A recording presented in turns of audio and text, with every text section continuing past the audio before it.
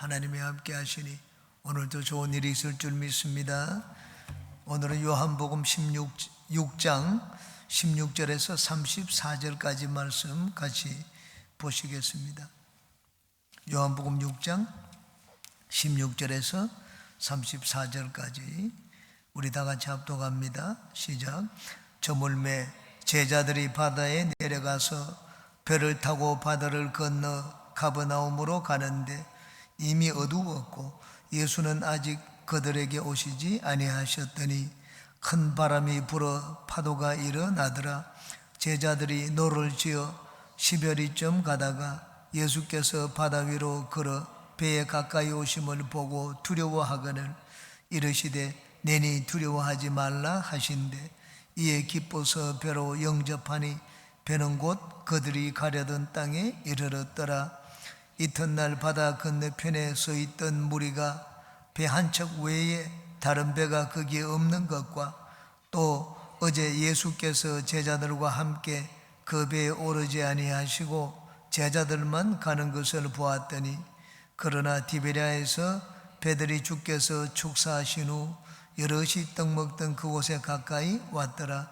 무리가 거기에 예수도 안 계시고 제자들도 없음을 보고 곧 배들을 타고 예수를 찾으러 가버나움으로 가서 바다 건너편에서 만나 랍비여 언제 여기 오셨나이까 하니 예수께서 대답하여 이르시되 내가 진실로 진실로 너희에게 이르노니 너희가 나를 찾는 것은 표적을 본 까닭이 아니요 떡을 먹고 배부른 까닭이로다.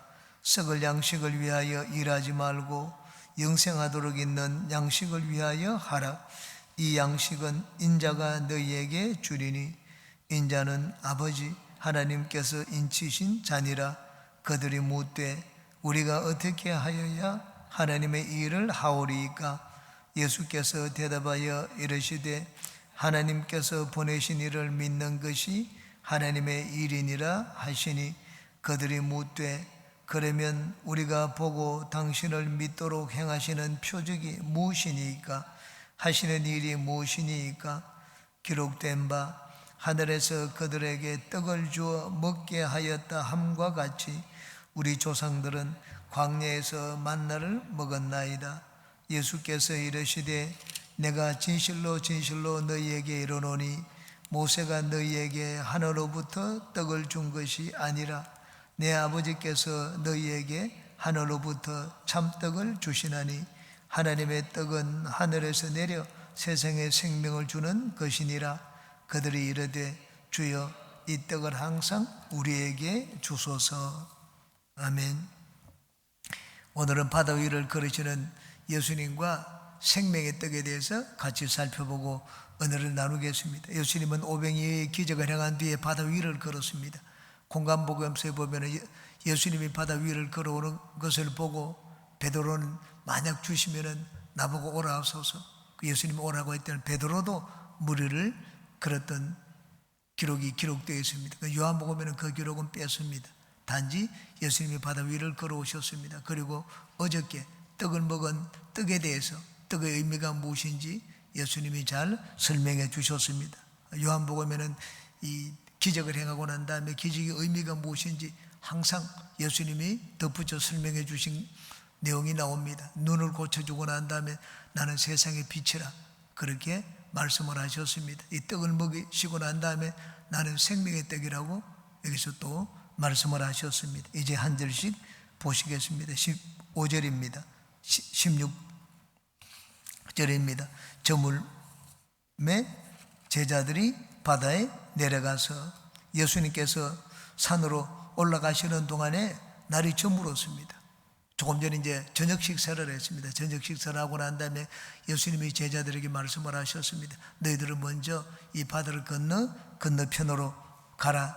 그렇게 말씀을 했습니다. 제자들은 예수님의 말씀에 순종하여 갔습니다. 그런데 예수님이 산으로 기도하고 이제 곧 내려오실 줄 알았는데 시간이 지나도 예수님이 내려오시지 않았습니다. 이게 배가 항상 거기 있는 것이 아닙니다. 배는 한 척밖에 없는데 이제 마지막 배가 떠날 시간이 되었습니다. 마지막 배가 떠날 시간이 되니까 제자들이 그 마지막 하나 남은 배를 타고 이제 건너편으로 가셨습니다. 17절에 배를 타고 바다를 건너 가버나움으로 가는데 이미 어두웠고 예수는 아직 그들에게 오시지 아니하셨더니, 여기 오병이어의 기적을 해간 것은 베세다 광야였습니다. 그런데 이들이 간 곳은 가버나움입니다. 가버나움과 베세다 사이는 15km 정도 됩니다. 그리고 그 중간에 요단강이 흐릅니다. 요단강은 저 북쪽의 헐모산에서부터 내려와서 갈릴리 호수로 들어갑니다. 갈릴리 호수에 들어가서 또 나중에 거기서 흘러나와서 사해로 들어갑니다. 그 요단강이 상류가 헐몬산입니다.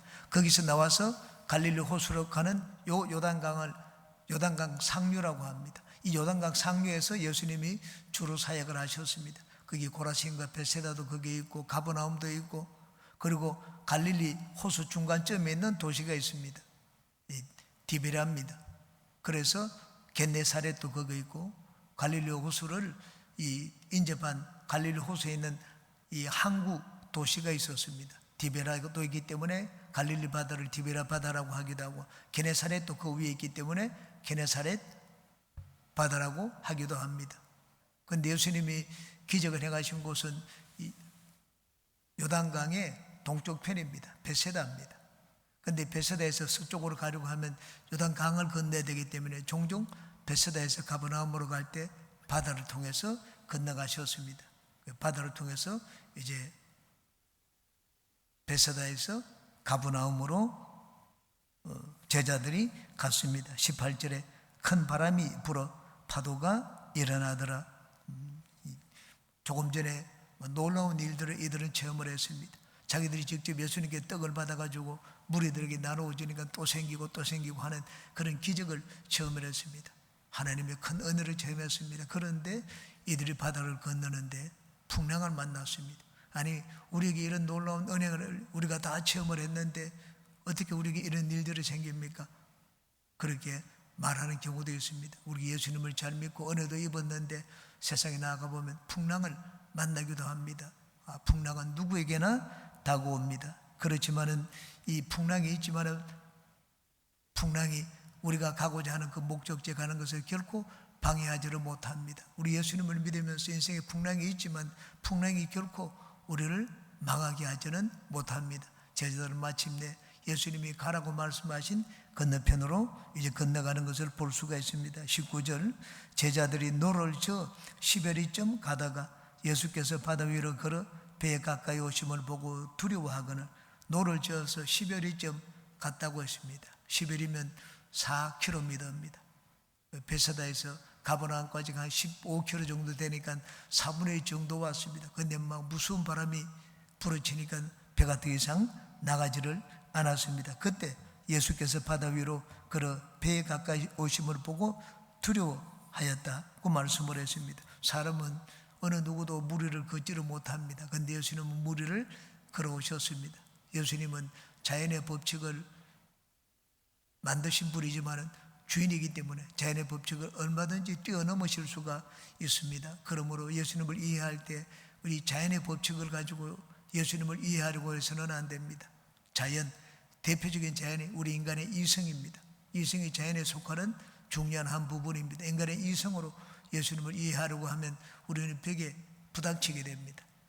그러므로 예수님을 알기 위해서는 자연을 뛰어넘어야 하고 인간의 이성의 한계를 뛰어넘어야 됩니다. 그래야지 예수님이 누구신지 알 수가 있습니다. 여기 예수님이 저녁 식사를 하고 난 다음에 너희들이 먼저 건너편으로 가라. 나는 곧 뒤따라가겠다. 이들은 예수님이 오실 때까지 기다려 보았습니다. 예수님 오시지 않았습니다. 그래서 더 기다릴 수 없어가지고 배를 타고 갔습니다. 배가 한 척밖에, 뒤에 보면 한 척밖에 없었습니다. 배가 한 척밖에 없는데 예수님이 어떻게 오실까? 저기 육지로해서 오시겠지. 그렇게 생각을 했습니다. 그럼 우리가 먼저 가버나움으로 가자.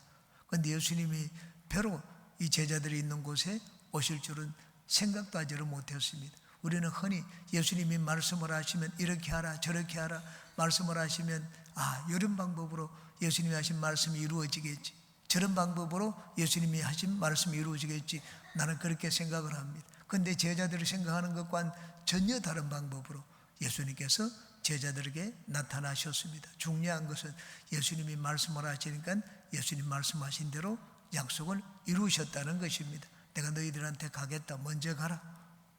이들은 예수님이 아마 가버나움에 와서 만날 줄 알았습니다. 그런데 무리를 걸어서 제자들 가운데로 나타나셨습니다. 그러므로 우리 예수님이 말씀을 하시면 우리 인간의 이성을 내려놓아야 됩니다. 내 생각으로 이렇게 이루어지겠지, 예수님 말씀이 이렇게 이루어지겠지, 그런 생각을 내려놓아야 됩니다. 예수님이 말씀을 하시면 반드시 이루어집니다. 그러나 내 생각대로 이루어지지는 않습니다. 20절에 이르시되 내니 두려워 말라 하신대, 무리를 걸으시는 예수님을 보고 제자들은 두려워했습니다. 공간복음서에 보면 유령이라고 얘기를 했습니다. 이들은 두려워했습니다. 왜?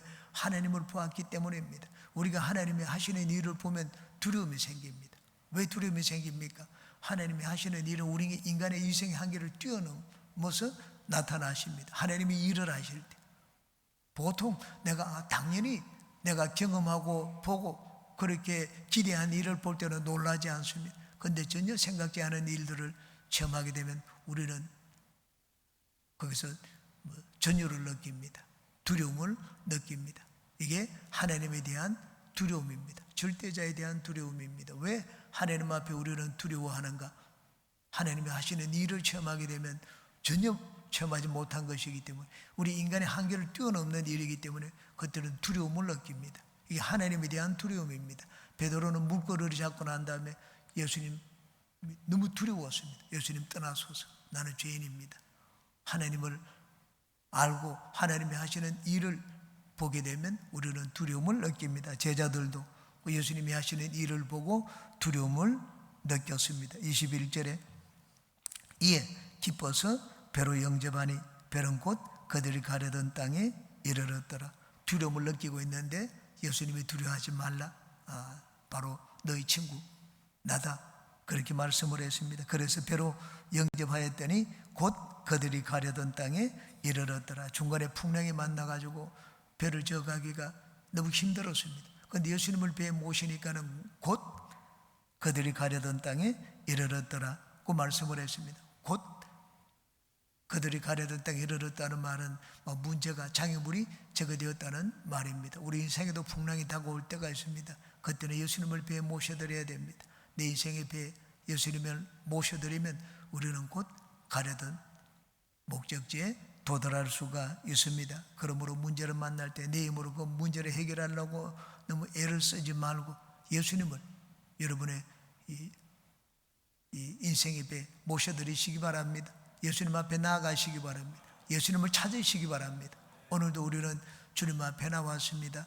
인생에 문제가 있을 때 우리가 제일 먼저 해야 될 것은 주님을 찾는 것입니다. 주님을 찾는 자에게 주님께서는 여기 있는 말씀처럼 우리의 기도를 들으시고 소원을 들으시고 또 우리의 이 목적지까지 이루도록 만들어 주실 줄 믿습니다.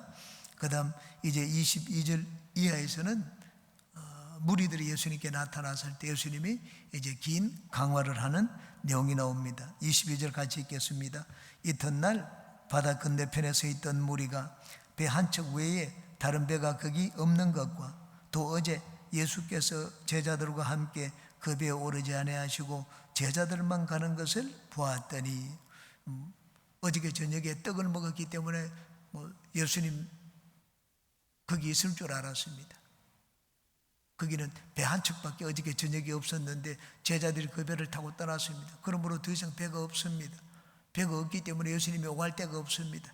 그러므로 예수님이 산에 올라갔는데 당연히 산에 올랐기 때문에 디베라 광야 어디 있을 줄 알았습니다. 그래서 또 일찍이 예수님을 찾기 위해서 무리들이 거기 나왔습니다. 무리는 한두 명을 말하지 않습니다. 많은 사람들이 거기 나왔습니다.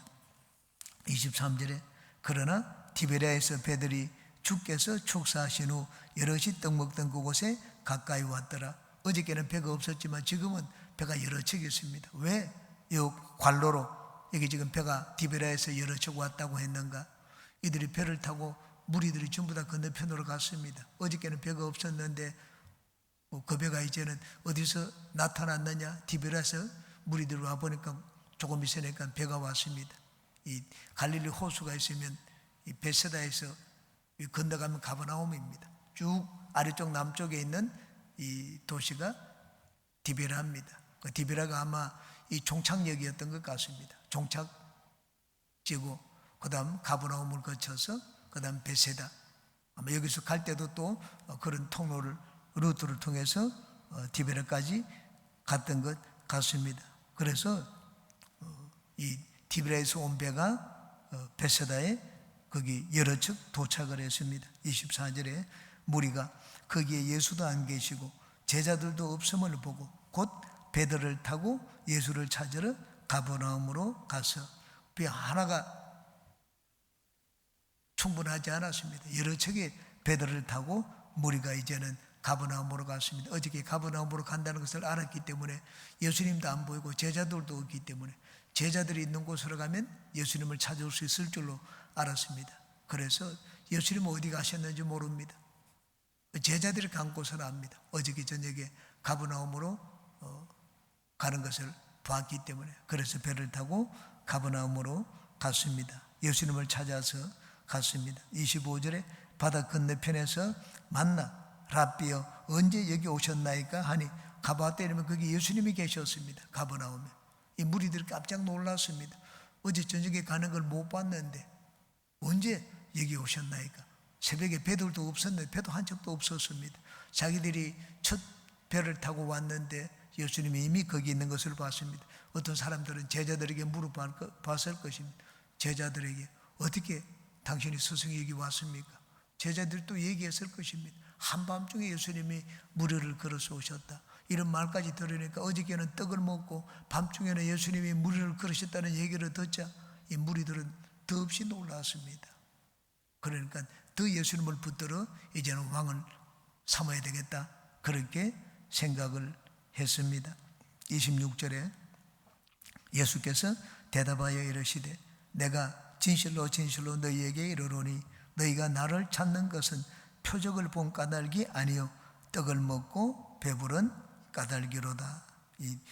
너희들이 왜 나를 찾느냐? 표적을 보았기 때문이 아니라고 했습니다. 떡을 먹고 배불렀다고 했습니다. 이 둘이 뭐 그렇게 다른 것처럼 보이지를 않습니다. 떡을 먹은 것, 예수님이 이 떡을 가지고 그들을 먹여준 것은 표적이었습니다. 그런데 표적을 본 까닭이 아니고 떡만 먹었다고 했습니다. 떡을 먹고 난 다음에 떡 너머에 있는 다른 것을 보는 것이 표적을 보는 것입니다. 표적이라는 것은 사인입니다. 아, 이렇게 가세요. 우리 사인을 붙이지 않습니까? 표지판을 붙입니다. 화장실에 어디 있느냐? 화장실은 멀리 있지만은 표적을 거기에 붙여 놓습니다. 저리로 가면 화장실입니다. 이게 다른 어느 곳을 보여주는 표적입니다. 그 떡을 먹은 것, 이 떡 먹는 기적은 예수님이 누구신지 보여주는 표적입니다. 저기를 보세요. 예수님을 보세요.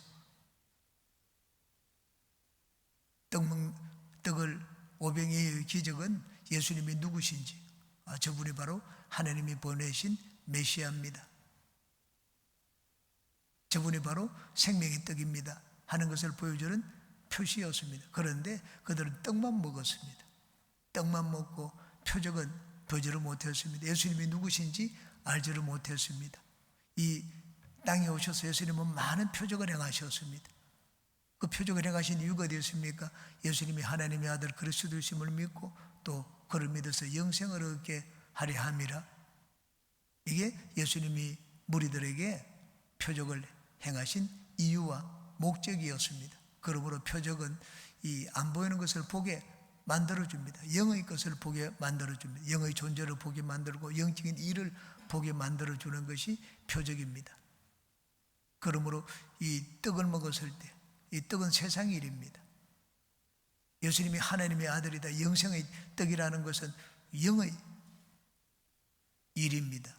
영적인 세계의 일입니다. 또 예수님은 하나님의 아들이라는 것은 영적인 존재입니다. 이 떡을 먹었으면 예수님이 누구신지 영의 세계에 대한 눈을 떼야 됩니다. 그런데 이들은 표적을 먹고 난 다음에 영의 세계에 대한 눈을 뜨지를 않았습니다. 서기관과 바리새인들은 예수님의 표적을 다 봤습니다. 그런데 예수님의 표적을 보고도 영의 세계를 보지를 못했습니다. 영적인 일들을 보고 깨닫지를 못했습니다. 세리와 죄인들은 그렇지 않았습니다. 세리와 죄인들은 세상에서 손가락질을 받는 사람들이었지만 예수님이 행하시는 표적을 보고 예수님이 누구신지 알게 되었습니다. 예수님을 구세주로 모셔드렸습니다. 영의 세계를 보게 되었습니다. 이 중요한 것은 다 누구나 다 기적을 체험합니다. 기적을 체험하는데 어떤 사람은 기적을 떡을 먹은 것, 그 이상의 너무 일을 보지를 못합니다. 참 어리석죠. 이 무리들이 그랬습니다. 떡을 먹은 것, 떡을 먹고 난 다음에 예수님을 왕으로 삼으려고 했습니다. 계속 떡을 먹기 위해서였습니다. 떡 먹는 것이 이들이 관심사였습니다. 예수님이 나에게 떡을 주시는 분이다. 예수님을 왕으로 삼으면 나에게 유익이 있겠다.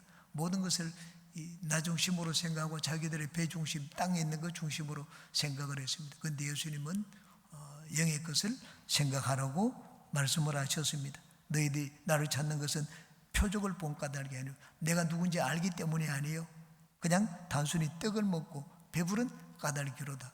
우리가 처음 예수님을 믿을 때 다 처음부터 예수님이 누구신지 알고 하나님의 아들이심을 고백하지는 않습니다.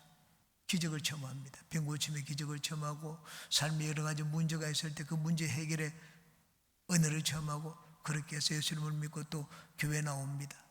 그렇게 시작은 그렇게 했지만 이제 점점 갈수록 우리 신앙이 달라져야 됩니다. 우리 신앙이 예수님을 통해 가지고 이 삶의 여러 가지 문제 해결을 통해 가지고 예수님을 알아야 됩니다. 예수님을 믿어야 됩니다. 영의 세계를 볼 줄 알아야 됩니다. 그런데 그렇게 하지 못하면 여기 있는 무리들과 같습니다. 떡을 먹고 배부른 까닭이로다. 예수님을 믿더라도 그냥 복을 받기 위해서만 예수님을 믿는 사람이 있습니다. 예수 믿으면 잘 된다고 하니까. 이 세상 것을 구하는 이 무리들과 만약 그렇게 예수님을 믿는다면 이 무리들과 크게 다를 바 없습니다. 이들도 예수님을 찾았습니다. 예수님이 자기들에게 필요하다고 했습니다. 영의 세계를 보았기 때문에 예수님의 필요성을 느낀 것이 아니었습니다. 이 세상 양식을 위해서 예수님을 찾았습니다. 여러분, 이 세상 사람들이 이 점쟁이를 찾습니다. 주술가를 찾고 그들이 점쟁이를 찾고 주술가를 찾는 것은 영의 세계에 대해서 알기 때문이 아닙니다. 알기 위해서가 아닙니다. 세상에 있는 것들, 세상 양식과 세상 문제를 위해서 주술가를 찾습니다. 흔히 말해서 기복신앙입니다. 그런데 우리 예수님을 믿더라도 그와 같은 목적으로 예수님을 믿으면 안 됩니다. 예수님은 물론 우리 삶의 문제를 해결해 주십니다. 우리에게 떡을 주시고 그리고 병도 고쳐주시고 삶의 문제도 해결해 주십니다. 그러나 그것이 주가 되어서는 안 됩니다. 그것이 전부라고 생각해서는 안 되고 그것을 체험하고 막 그것에 기뻐 막 춤을 추서는 안 됩니다. 베드로는 물고기 잡는 기적을 체험했습니다. 예수님은 베드로의 이 물질의 문제를 얼마든지 해결해 줄 수 있는 분을 보여주셨습니다. 베드로는 물고기를 잡고 난 다음에 예수님 앞에 나와서 무릎을 꿇었습니다. 나를 떠나소서. 예수님이 누구신지 알게 되었습니다. 자기는 감히 예수님 근처도 못 갈 그런 존재라는 것을 고백을 했습니다. 베드로는 물고기 잡는 기적을 체험하고 난 다음에 물고기보다 더 중요한 것을 보게 되었습니다. 예수님이 누구신지 알게 되었습니다. 그래서 예수님 넌 나를 따르라. 베드로가 모든 걸 버려두고 예수님을 따랐습니다. 이들은 떡을 먹었기 때문에 예수님을 찾았습니다. 모든 걸 버려두는 그런 이 자세가 되어 있지 않았습니다. 예수님이 그래서 이 무리들을 책망을 했습니다. 떡을 누구든지 예수님은 누구에게든지 떡을 먹여주십니다. 그런데 떡을 먹고 난 다음에 우리가 진짜 깨달아야 될 것이 있습니다. 예수님이 누구신지 아는 것입니다. 그걸 세상 문제를 가지고 예수님을 알고 난 다음에는 이제 세상을 뛰어넘고 세상을 초월할 줄 알아야 됩니다. 여전히 세상에 있는 것을 제일 순위로 삼으면 이 무리들과 다를 바가 없습니다. 27절 썩는 양식을 위하여 일하지 말고 영생하도록 있는 양식을 위하여 하라. 이 양식은 인자가 너희에게 주리니 인자는 아버지 하나님께서 인치신 자니라. 이 썩는 양식과 영생하는 양식을 비교해 놓았습니다. 썩는 양식은 땅에 있는 것이고 영생하도록 있는 양식은 하늘의 양식을 말합니다. 땅의 양식을 먹으면 다 죽습니다. 우리 썩습니다. 땅에 있는 양식은 썩는 것입니다. 부패하는 것입니다. 없어지는 것입니다. 하늘에 있는 양식은 그렇지 않습니다. 우리는 날마다 하나님 말씀의 은혜를 삼하여 주님께 나옵니다. 이 하늘의 양식을 먹으면 우리는 부패하지 않습니다. 우리 영혼이 날마다 더 새로워집니다. 영혼이 자라게 됩니다. 하늘에 있는 양식은 우리를 썩게 만들지 않습니다. 우리를 더 빛나게 만들고 우리를 더 영광스럽게 만듭니다. 이 양식은 인자가 너에게 주리니 인자는 아버지 하나님께서 인치신 자니라. 인자는 영생하는 양식을 주시는 분입니다. 아버지 하나님께서 인쳤다는 말은 아버지 하나님께서 보정을 했다. 다시 말해서 아버지 하나님께서 보내신 자라는 말입니다. 메시아라는 말입니다. 인자가 바로 너희를 구원한 메시아다. 너희들이 그토록 기다리는 자라는 말씀을 했습니다. 그러자 이들이 묻습니다. 28절에 그들이 묻되 우리가 어떻게 하여야 하나님의 일을 하오리이까. 영생하도록 있는 양식을 위하여 하라고 말씀을 하시니까 이제 그러면은 어떻게 하면 하나님의 일을 할 수 있느냐. 이 하나님의 일은 영생하는 이 양식을 먹는 것을 말합니다. 영생을 얻는 것을 말합니다. 어떻게 하면 하나님의 일을 하게 되는가? 당연한 질문입니다. 한 번은 한 부자 청년이 예수님께 나왔습니다. 내가 무슨 선한 일을 하면 영생을 얻을 수 있으리까? 영생이 바로 하나님의 일입니다. 무슨 선한 일을 하면? 예수님이 하나님의 계명을 지키라고 했습니다. 내가 어릴 때부터 계명을 쭉 지켰다고 했습니다. 그래? 그러면 너 소유를 팔아가지고 가난한 자들에게 주고 그리고 나를 따르라. 그러면 하늘에서 너에게 큰 상급이 있을 것이라고 했습니다.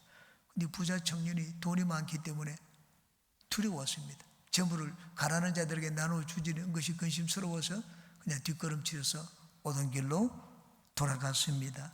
여기 어떻게 하면 하나님의 일을 하오리이까? 이 하나님의 일, 흔히 말해서 이 계명을 지키는 것 선행입니다. 유대인들은 탈무드에 선을 행하라 그리하면 마지막 날에 부활할 것이다 그렇게 말씀을 했습니다. 예수님은 나를 믿으면 부활할 것이라고 했는데 유대인들은 선을 행하면 부활할 것이라고 했습니다. 선행이라는 것이 이 신앙생활, 이 종교의 시초부터 꾸준히 그 중심에 자리 잡고 있었습니다. 가톨릭도 마찬가지입니다. 기독교, 초기 기독교가 처음에 가톨릭이죠. 가톨릭도 선행을 강조를 했습니다. 그런데 나중에 너무 선행을 강조하기 때문에 루터가 그 선행의 진절머리가 났습니다. 선행은 인간의 행위가 아닌가. 인간의 행위는 하나님 앞에 지푸라기 같은 것이다. 그 인간의 선행은 하나님이 이 공덕을 불 때 전부 다 불타버리고 말 것이다. 그렇게 얘기를 했습니다. 그러자 가톨릭에서 루터에게 얘기를 했습니다. 그러나 예수님을 믿고 난 다음에는 선행을 해야 되지 않겠는가? 예수님을 믿고 난 다음에도 선행은 지푸라기 같은 것이다. 하나님 보시기에 최고의 선행은 믿음밖에 없다. 믿음으로 하지 아니하는 모든 것이 죄라고 하지 않았느냐? 처음도 믿음이고 마지막도 믿음이고 그래서 하나님 앞에서는 오직 믿음으로 살아야 된다. 믿을 때는 의인이지만 믿지 않을 때는 죄인이다. 루터가 그렇게 얘기를 했습니다. 여기 하나님의 일, 어떻게 하면 영생을 얻을 수 있느냐? 무슨 하나님의 일을 하면 되는가? 이들은 선행을 많이 생각했습니다. 아마 이들이 지금 예수님께 물었는데 어떻게 하면 하나님이 마음에 들 수 있는 그런 행동을 할 수 있는가? 그걸 물었습니다. 예수님이 대답을 하셨습니다. 29절에 예수께서 대답하여 이르시되 하나님께서 보내신 이를 믿는 것이 하나님의 일이니라 하시니 루터와 비슷한 말씀을 예수님이 하셨습니다. 하나님이 보시기에 선행은 오직 믿음이라고 루터가 말한 것처럼 영생을 얻기 위해서 해야 될 하나님의 일이 무엇입니까? 묻는데 예수님은 하나님이 보내신 자를 믿는 것이 하나님의 일이라고 했습니다. 우리 사람은 인간의 기준으로 봐가지고 우리끼리 이것이 좋다 나쁘다 합니다. 그 하나님 편에서 보면 어떻습니까? 우리가 좋다 나쁘다 하는 것은 전부 다 50보 100보입니다. 나는 잘했다, 저 사람이 잘 못했다 얘기하는데 인간이 따지고 비교하는 것, 하나님 보시면 더 우스울 것입니다. 하나님 보시기에 진짜 기뻐하시는 일은 무엇입니까? 여기 예수님이 하신 말씀입니다. 하나님이 보내신 일을 믿는 것이 하나님의 일이라고 말씀을 했습니다. 30절에 그들이 묻되 그러면 우리가 보고 당신을 믿도록 행하시는 표적이 무엇이니까, 하시는 일이 무엇이니까? 좋다. 그러면 당신을 믿는 것이 하나님의 일이라면 우리가 그것을 받아들이겠다고 했습니다. 그런데 당신이 하나님이 보내신 자라는 증거를 보여달라. 표적이 무엇이냐고 했습니다. 여러분, 내가 암행의사라고 하면 왕이 나를 보냈다는 증거를 보여야 되지 않습니까? 마패입니다. 마패를 보여주면 왕이 나를 보냈다는 증거가 됩니다. 당신도 마패를 보여달라는 말과 같습니다. 하나님이 보내신 증거가 어디 있느냐? 그런 걸 보여줄 수 있느냐? 물었습니다. 31절에 기록된 바 하늘에서 그들에게 떡을 주어 먹게 하였다 함과 같이 우리 조상들은 광야에서 만나를 먹었나이다. 이제 표적을 구했습니다. 모세가 준 것과 같은 일을 당신이 할 수가 있는가? 당신이 지금 한 5천 명 먹였다고 하는데 모세는 300만 명을 먹였습니다. 당신이 어저께 한 번 한 끼를 주지 않았느냐? 모세는 40년 동안 우리에게 만나를 주었다. 이 유대인들은 예수님과 모세를 비교해가지고 예수님을 믿기는 믿었지만 선지자로 받아들이긴 받아들였지만 모세와는 비교가 되지 않는다고 생각을 했습니다. 그래서 끊임없이 유대인들이 율법을 버리지를 못했습니다. 예수님과 모세를 비교할 때 예수님은 기적을 행했지만 한 끼 먹였고 그것도 5천 명밖에 안 되지만 모세는 달랐습니다. 그 유대인들에게 모세는 진짜 위대한 선지자였습니다. 기록된 것처럼 우리 조상들은 광야에서 만나를 먹었다. 모세가 40년 동안 300만의 만나를 먹었는데 당신이 그런 기적을 행하여 줄 수 있는가? 이 말을 한 이유는 어디 있습니까? 계속 떡 먹는 것을 생각을 했습니다. 우리를 30년 동안 평생 우리에게 떡을 먹여줄 수 있느냐? 그러면 우리가 당신을 메시아로 받아들이겠다. 우리를 한 그 선지자로 받아들이겠다고 얘기를 했습니다. 32절에 예수께서 이르시되 내가 진실로 진실로 너희에게 이르노니 모세가 너희에게 하늘로부터 떡을 준 것이 아니라 내 아버지께서 너희에게 하늘로부터 참떡을 주시나니. 여기 모세는 하늘에서부터 떡을 주었다고 하는데 모세가 하늘에서 떡을 내릴 만한 그런 능력이 있습니까? 모세는 단지 하나님 앞에 구했을 뿐이고 떡을 주신 분은 하늘입니다. 모세가 하늘에서 떡을 준 것이 아닙니다. 너는 모세를 대단한 것으로 존재로 여기는데 모세는 단지 하나님께 구하였고 하나님이 하늘에서 떡을 주셨다. 그런데 하나님이 모세는에게는 이 육의 양식을 위한 떡을 주었지만은 하나님은 이제 진짜 영생하도록 있는 양식 참떡을 주신다고 했습니다. 하나님이 주시는 참떡이 있다고 했습니다. 모세가 준 떡은 참떡이 아니라고 했습니다. 예수님이 말씀을 하셨습니다. 내 아버지께서 너에게 하늘로부터 참떡을 주시나니. 33절에 하나님의 떡은 하늘에서 내려 세상에 생명을 주는 것이니라. 하늘의 떡, 하나님이 하늘로부터 주시는 참떡은 예수님입니다. 그리스도입니다. 메시아입니다. 예수님이 하늘에서 오셔서 우리에게 영원한 생명을 주시는 참떡입니다. 구약은 그림자입니다. 그런데 유대인들이 구약의 그림자에서 벗어나지를 못했습니다. 모세가 준 떡은 이 육신의 떡입니다. 그것을 보고 난 다음에 장차 우리에게 영원한 생명을 주시는 떡이 있다는 것을 알아야 되는데 그것을 보지를 못했습니다. 모세가 떡을 준 것처럼 당신은 모세보다 더 큰 그런 기적을 행할 수가 있는가? 모세보다 더 큰 기적은 육의 양식을 주는 것이 아니라 영의 양식을 주는 것이었습니다. 여긴 모세보다 더 큰 기적을 요구했습니다. 다시 말해서 양쪽으로 더 많이, 땅에 있는 것을 더 많이 채워줄 수 있느냐? 그렇게 요구를 했습니다. 그런데 예수님은 모세보다 더 큰 기적은 땅에 있는 양적인 것을 더 많이 주는 것이 아니라 영의 양식을 주는 것이라고 얘기를 했습니다. 그러므로 우리가 땅에 있는 것이 전부라고 생각해서는 안 됩니다. 세상 사람들은 땅에 있는 것을 더 가지고 많이 가지면 더 잘난 줄로 압니다. 그런데 그보다 더 중요한 것이 있습니다. 더 귀중한 것이 있습니다. 그건 하늘의 양식입니다. 하늘나라를 아는 것이 하나님 편에서 보면 훨씬 더 귀한 일입니다. 34절 같이 읽겠습니다. 그들이 이르되 주여 이 떡을 항상 우리에게 주소서. 이들이 항상 우리에게 달라는 것은 예수님의 말귀를 알아들었기 때문이 아닙니다. 수가서 우뭇과 예언이 나를 믿으면 네가 영원히 목마르지 않는 생수를 나한테 주리라. 아 그래요? 그러면 그런 물을 나한테 달라고 했습니다. 왜? 예수님은 영원히 목마르지 않는 생수를 말씀을 하실 때 영적인 물을 말씀을 하셨습니다. 그런데 예언은 여전히 한 번 마셔도 두 번 마셔도 목마르지 않는 그런 물, 땅에 있는 물을 생각을 했습니다. 이 관심의 포인트가 달랐습니다. 예수님은 항상 대화를 하실 때 영의 것을 염두에 두고 말씀을 하셨습니다. 무리들은 항상 하늘나라에 눈이 감겨져 있었습니다. 예수님이 말씀하신 것을 다 영의 것으로 받아들이지 못하고 땅의 것으로 받아들였습니다. 이 떡을 항상 우리가 막 평생 먹고 살 수 있도록 그런 떡을 달라 그렇게 얘기를 했습니다. 예수님을 앞에 구하는 것처럼 보이지만은 전혀 예수님의 마음에 맞지 않는 것을 구했습니다.